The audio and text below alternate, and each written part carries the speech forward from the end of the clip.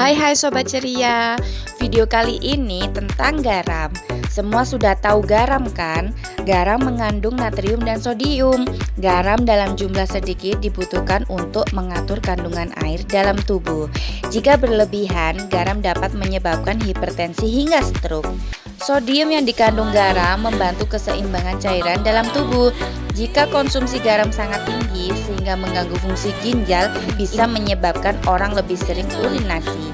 Dalam hal ini, urin mungkin berwarna kuning pupus sehingga tampak seperti normal. Namun protein yang dikandung dalam urin akan menunjukkan tanda gangguan ginjal.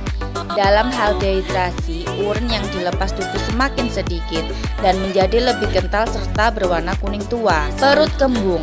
Tingginya konsumsi garam juga bisa menyulut kembung karena tubuh berusaha menahan lebih banyak cairan untuk menjaga keseimbangan. Garam dalam jumlah tinggi kerap ditemukan dalam makanan olahan sehingga dianjurkan untuk memasak makanan sendiri. Gangguan ginjal. Ginjal bertugas menyingkirkan produk-produk beracun, menjaga keseimbangan cairan dan mengontrol produksi sel-sel darah merah. Konsumsi garam terlalu banyak bisa disebabkan gangguan ginjal karena menambah protein dalam ginjal dan akibatnya meningkatkan resiko gangguan ginjal serta resiko timbulnya batu ginjal. Otot kejang. Menjaga keseimbangan antara sodium dan potasium sangat penting bagi tubuh karena kedua unsur kimia ini bertanggung jawab bagi kontraksi otot.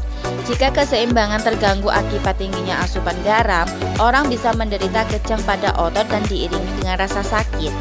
Sakit kepala sering timbul.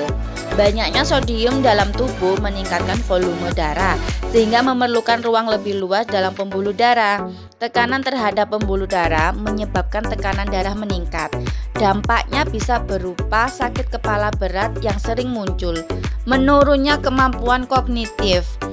Tingginya tekanan darah dan disulut banyaknya jumlah asupan garam lebih jauh bisa merusak arteri yang menyalurkan darah ke otak.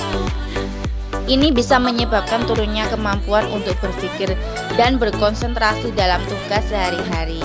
Selain itu, dehidrasi bisa menyebabkan merosotnya ingatan, rasa lelah, dan lambatnya reaksi. Bisa dibilang, garam dan masakan tidak bisa dipisahkan. Masakan mungkin terasa kurang sedap dan hambar kalau tidak diberi garam. Garam bisa dibilang salah satu bahan memasak terpenting di dunia. Tapi, tahukah sobat bahwa ada berbagai jenis garam di dunia ini? Nah, garam yang sering kita masak adalah garam meja. Selain garam meja, berikut jenis-jenis garam lain yang perlu kamu ketahui. Garam halus. Garam halus atau garam meja adalah garam yang paling umum dan sering digunakan dalam keperluan masak.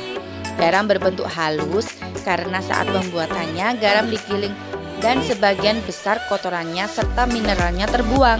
Namun, salah satu kekurangan garam halus saat digiling garam bisa menggumpal bersama.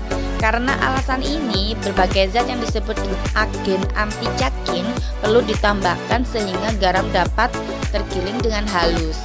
Garam halus mengandung hampir 97% natrium klorida, bahkan bisa lebih tinggi.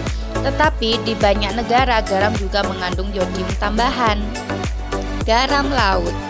Garam laut dibuat dengan cara menguapkan air laut. Seperti garam dapur, garam ini mengandung natrium klorida yang tinggi. Namun tergantung pada sumbernya dan bagaimana prosesnya. Biasanya mengandung berbagai mineral seperti potasium. Semakin gelap garam laut, semakin tinggi konsentrasi kotoran dan jejak nutrisi. Namun karena polusi laut, garam laut juga menampung sejumlah logam berat seperti timah. Garam laut dapat mengandung mikroplastik, yaitu sisa-sisa plastik mikroskopis. Implikasi kesehatan dari plastik mikro dalam makanan masih belum jelas, tetapi zat tersebut bisa menimbulkan resiko kesehatan yang tergolong rendah. Tidak seperti garam olahan biasa, garam laut lebih besar, tidak ditumbuk dengan halus. Demikian video kali ini, semoga bermanfaat bagi Sobat Ceria. Jangan lupa klik like, share, dan subscribe di channel ini ya. Terima kasih banyak Sobat Ceria.